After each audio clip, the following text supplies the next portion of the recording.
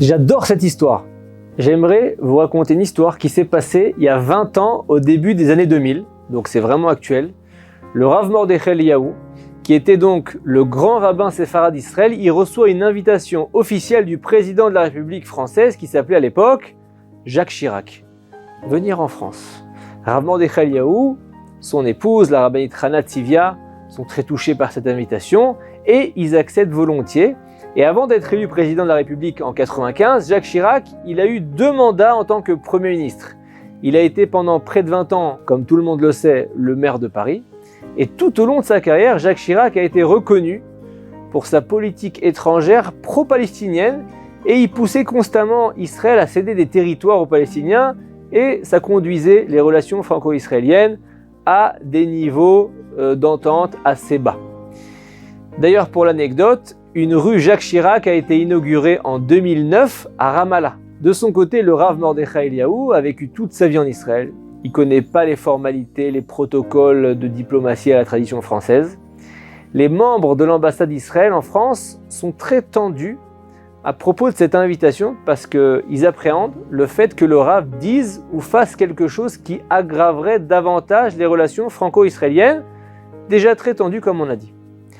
Quelques semaines après, le grand rabbin séfarade d'Israël atterrit à l'aéroport Paris-Charles de Gaulle. Il est accueilli par des officiels français et par l'ambassadeur israélien de France. Dès l'arrivée du Rav, les craintes des membres de l'ambassade sont tout de suite dissipées. Son attitude amicale, son sourire, il avait un beau sourire, le Rav Mordechai Eliyahu, met tout le monde à l'aise. Le personnel de l'ambassade est persuadé que la rencontre va finalement être une grande réussite d'un point de vue diplomatique. Mais l'ambassadeur s'est en fait réjoui un petit peu vite. Et ses craintes reviennent rapidement. Au cours de certaines visites officielles, le Rav Eliyahu laisse transparaître une ignorance flagrante à l'égard de l'héritage français. Ils étaient donc, lors d'une visite officielle au musée du Louvre, on montre au Rav la chaise de Napoléon et il pose des questions qui surprennent les officiels français. Est-ce que la chaise est en vente ? Quel est son prix ? Combien de temps Napoléon a-t-il vécu ? Et là, le guide sourit quand il entend les questions du Rav et il explique au Rav que, non, la chaise de Napoléon a une grande valeur historique, elle fait partie du patrimoine national français, clairement pas à vendre. Mais les questions du Rav embarrassent le personnel diplomatique et ça s'arrête pas là. Quand on lui présente l'une des chambres du roi Louis XIV, le Rav demande au guide si ce souverain était un homme moral. Et on sait tous que l'intérêt du roi Soleil, Louis XIV, pour les femmes est si célèbre que cette question entraîne une certaine gêne et des rires. Le guide reste professionnel et explique au Rav que le roi Louis XIV n'avait pas la réputation d'être particulièrement moral, mais la France est néanmoins fière de lui et de son patrimoine. Et après un bel après-midi rempli de visites par-ci par-là, le Rav est accompagné enfin, là où il faut, au palais de l'Élysée pour rencontrer le chef de l'État français, le président de la République. La présentation se déroule bien, le Rav est accueilli chaleureusement par Jacques Chirac. Les hommes se rendent dans le bureau du président pour une cérémonie officielle. Et après le déroulement du cérémonial de la République, le grand rabbin d'Israël, Rav Mordechai Eliyahu, est invité à dire quelques mots qui vont être traduits simultanément en français. Le Rav Mordechai Eliyahu, Kodesh Kodashim, un grand saint, un grand kadosh, est là au palais de l'Élysée. Et il commence à décrire en détail sa visite du musée du Louvre. Et il revient sur les questions lourdes qu'il avait posées. Les questions qui ont suscité le rire des uns et la gêne des autres. Et à ce moment-là, la rabbinite, sa femme, remarque que le traducteur ne traduit pas exactement les mots que prononce son mari. Elle sent que son mari essaye de faire passer un message assez profond, plus que les messages habituels d'un simple « merci de nous avoir invités », etc. Et que chaque mot compte, elle se lève pour demander au grand rabbin de France, qui est également présent, le Rav Yosef Chaim Sitruk, que vous connaissez tous, de prendre la place du traducteur pour bien traduire ce que le Rav Mordechai Eliyahu dit. Le Rav Mordechai Eliyahu poursuit son discours et dit « Lors de ma visite au musée, j'ai appris que la chaise de Napoléon n'était pas en vente, compte tenu de son importance historique.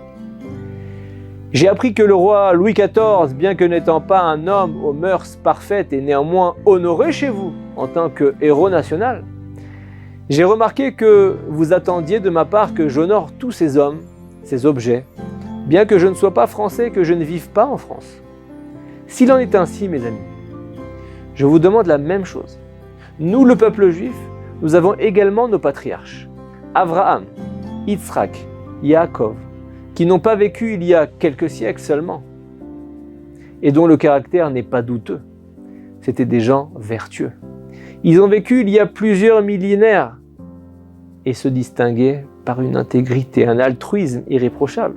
Est-ce trop pour vous de demander que, tout comme vous attendez de nous de respecter vos fondateurs, vos souverains, vos rois, vous devez à votre tour respecter les nôtres? Par exemple, il y a plus de 3000 ans, Moïse, Moshe Rabbeinu, nous a conduits en terre promise. Et 400 ans plus tard, nos dirigeants, le roi David, le roi Salomon, ont protégé la ville de Jérusalem. C'est notre histoire. N'est-il pas logique que tout comme vous attendez de nous honorer, vous devez aussi honorer notre patrimoine? Si la chaise de Napoléon Bonaparte n'est pas en vente, comment pouvez-vous attendre de nous de vendre des parties d'Israël et de Jérusalem? Quel discours! En entendant ce discours, les membres de l'ambassade d'Israël se mettent à paniquer.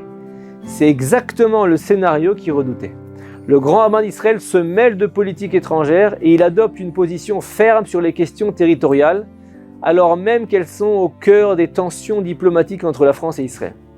Et à la seconde où le Rav clôture son discours, la salle devient silencieuse. Les membres de l'ambassade sont persuadés que Jacques Chirac ne va pas cacher sa corollaire et il est capable de sortir en claquant la porte.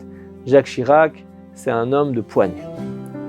Et d'un coup, tous les responsables français sont présents, y compris le président. Ils s'échangent des regards, le visage fermé, ils se lèvent.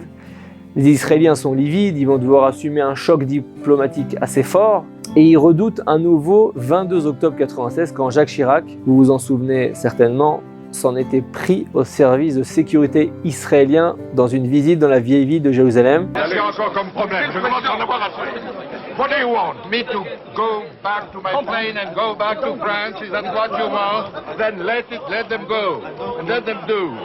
No, that's no danger, no problem. No, this is not a method. This is a provocation. I don't want people with arms in France. No, I'll wait. Et là, ils n'ont pas le temps de réfléchir davantage que leurs craintes sont interrompues par des applaudissements de la part des officiels français. Et après les acclamations, Jacques Chirac serre chaleureusement la main du Rav Mordechai Eliyahu et il appelle immédiatement l'un de ses assistants à qui il murmure quelque chose à l'oreille. L'homme quitte rapidement la pièce et revient quelques secondes plus tard avec une petite boîte en velours. Le président français demande le silence et il dit la chose suivante. Cette médaille est d'ordinaire réservée au chef d'État, au président en visite officielle chez nous en France. Mais je n'ai jamais entendu un discours aussi intelligent que le vôtre. Je suis si impressionné qu'il me tient à cœur de vous offrir ce cadeau.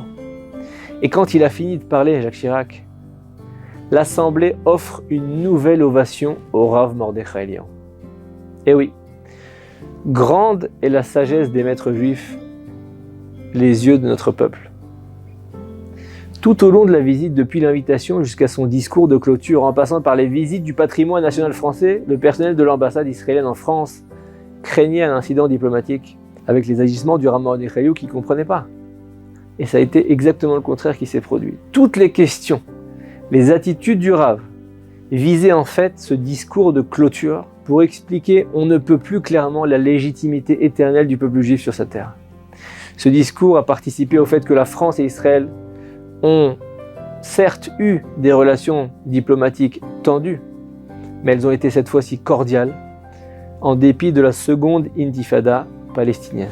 Dans la vie, quand on tient à ses valeurs, quand on se respecte soi-même, les gens nous respectent. Quand on essaye d'être quelqu'un de différent, d'essayer de paraître, quand on essaye de faire de la démagogie, alors finalement, c'est les personnes en face de nous qui ne nous respectent pas.